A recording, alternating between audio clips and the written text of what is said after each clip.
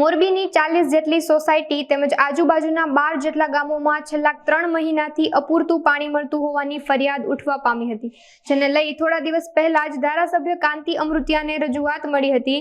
ધારાસભ્ય દ્વારા તાત્કાલિક આ મામલે કામગીરી કરવામાં આવી હતી અને પૂરતા પ્રમાણમાં પાણી મળી રહે તે માટે પ્રયત્નો શરૂ કરી દેવામાં આવ્યા છે। પાણીમાં હમણાં જે વાત કરી, લગભગ આજથી 15 વર્ષ પહેલા આ કનેક્શન આપણે દેવરાયું હતું। પછી આ કનેક્શન હળી ગયું એટલે તૂટી ગયું એટલે આને ઉપરથી વાલથી આવી, એટલે ઉપરથી પ્રેશર નહોતું મળતું, જ્યાં હતું એ જ કનેક્શન અમે દઈ અને જે છેલ્લા 2-2.5 મહિનાથી જે પાણીની તકલીફ હતી એ કાયમી લગભગ 40 સોસાયટી, 20 વાડી અને 15 ગામડાને પાણીનો પ્રશ્ન આનેથી હલ થઈ જશે અને 1-2 દિવસમાં એનું કામ પૂરું થઈ જશે। ટોટલ નગરપાલિકાની આશરે 35 સોસાયટીની થઈને 20 થી 25 હજાર વસ્તી અને 12 ગામડાની 10 થી 15 હજાર વસ્તી, એટલે આમ 40,000 વસ્તીને સ્પર્શતો પ્રશ્ન હતો।